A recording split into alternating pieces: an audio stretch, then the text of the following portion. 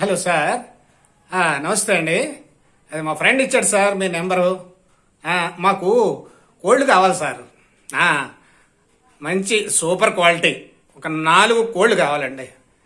అంటే ఒక 20-30 మంది జనం అనుకోండి.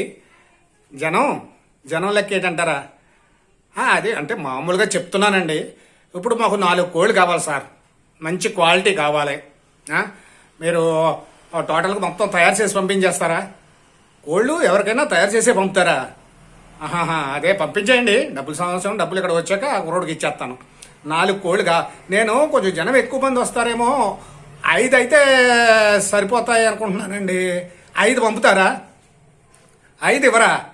ఇస్తే 4 లేకపోతే 8 లేకపోతే 12. అదేంటండి అదే లెక్క? ఎన్ని కావాలంటే అనేవాళ్ళు కదా. మీరు 4 సరిపోతాయి అనుకుంటున్నాం కోళ్ళు చాలా.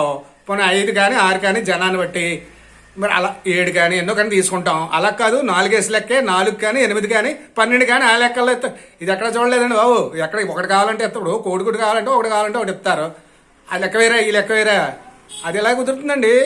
అబ్బాబ్బే మా ఓడు మీ అడ్రస్ చెప్పాడు, మీ నెంబర్ ఇచ్చాడు. లేకపోతే నేను కోళ్ళకి ఫోన్ చేసుకుందును. కోళ్ళు బోళ్ళు చోట్ల అమ్ముతున్నారు కదా. అవును. ఎంతకే మీరు నల్ల కోడిపెట్టలు అండి తెల్ల కోడిపెట్టలా? ఏంటంటారా? కోడిపెట్టలు అదే కోల్డ్ షాప్ కాదు కదా.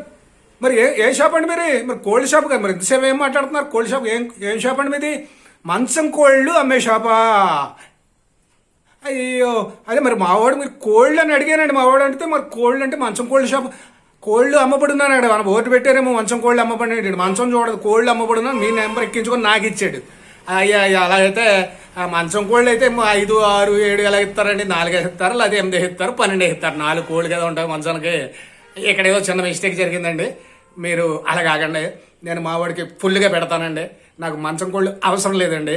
అవసరం ఉంటే మాత్రం మీ దగ్గరే కొంటాను. మీకే ఫోన్ చేస్తాను. Thank you sir.